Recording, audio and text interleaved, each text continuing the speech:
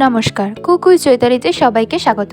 আজকে আমি আপনাদের সাথে মুগ ডালের পরোটার রেসিপি শেয়ার করব।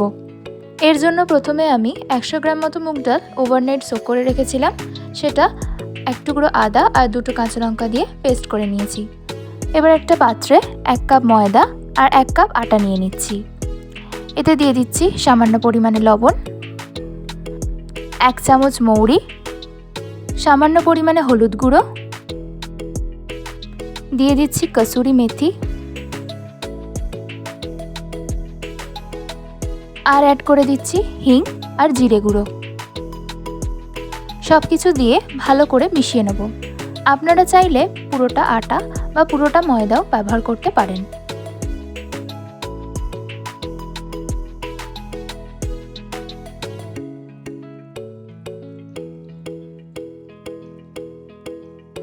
সব কিছু ভালো করে মিশিয়ে নিয়ে এতে ধনেপাতা কুচিয়ে দিয়ে আবারও ভালো করে সব কিছু মিশিয়ে নেব।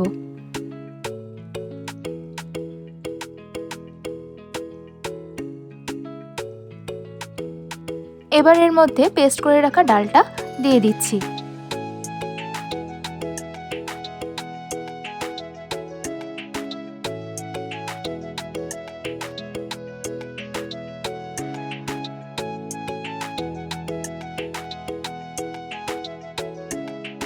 ডালটা অ্যাড করে দিয়ে ভালো করে মিশিয়ে নেব। আমার এখানে ডাল বাটাটা দিয়ে পুরো আটা আর ময়দার মিশ্রণটা মেখে নেওয়া হয়ে গেছিল। আলাদা করে কোনো জল অ্যাড করতে লাগেনি। আপনাদের যদি একটু শুকনো মনে হয় আপনারা জল অ্যাড করতে পারেন। আটা আর ময়দাটা মাখা হয়ে গেলে এবার এর মধ্যে সামান্য তেল দিয়ে আবারও ভালো করে মেখে নিচ্ছি।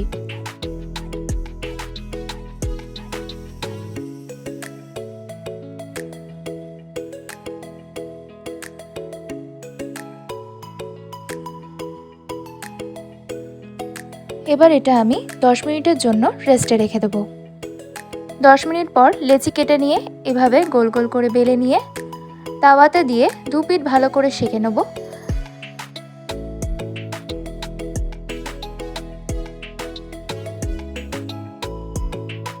সামান্য তেল অ্যাড করে 2 পিঠ ভালো করে ভেজে নেব।